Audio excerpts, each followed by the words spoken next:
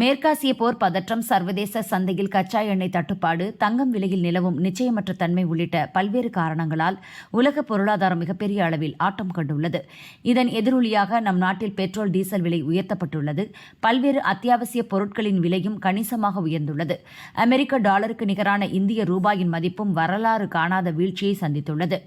இந்த நிலையில் ரிசர்வ் வங்கி அதன் கைவசம் உள்ள மொத்த தங்கத்தில் 1.15 லட்சம் கோடி ரூபாய் மதிப்பிலான தங்கத்தை விற்பனை செய்ததாக தகவல்கள் வெளியாகின. இது மக்கள் மத்தியில் அதிர்ச்சியை ஏற்படுத்தியது.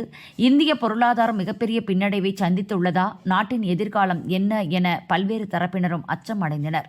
இந்த நிலையில் கையிருப்பு தங்கத்தை விற்பனை செய்ததாக வெளியான தகவல்களை ரிசர்வ் வங்கி திட்டவட்டமாக மறுத்துள்ளது. ரிசர்வ் வங்கி வசம் உள்ள தங்கத்தின் இருப்பு குறித்து அறிக்கை வெளியிட்டுள்ளது. அதில் கூறப்பட்டுள்ளதாவது: இந்திய ரிசர்வ் வங்கி அதன் கையிருப்பு தங்கத்தை விற்பனை செய்ததாக ஊடகங்களில் வெளியான தகவல் முற்றிலும் உண்மைக்கு புறம்பானது. தங்கத்தின் இருப்பு குறித்த விவரங்கள் ரிசர்வ் வங்கி வெளியிடும் மாதாந்திர அறிக்கையில் வழக்கம் போல் இடம்பெறுகிறது. எனவே இது பற்றி யாரும் கவலை கொள்ள வேண்டாம்.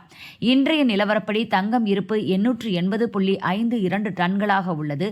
கடந்த 2025 மார்ச் 31ஆம் தேதி ரிசர்வ் வங்கி வசம் 879.58 டன் தங்கம் கையிருப்பு இருந்தது. தற்போதைய கையிருப்பு முன்பை விட 0.94 டன் அதிகம் என்பது குறிப்பிடத்தக்கது. தங்கம் விற்பனை செய்யப்பட்டதாக வெளியான தகவல்களில் உண்மை இல்லை.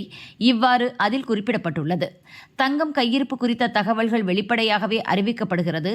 எனவே ரிசர்வ் வங்கி அதிகாரப்பூர்வமாக வெளியிடும் தகவல்களை தவிர வேறு வதந்திகளை மக்கள் நம்ப வேண்டாம்.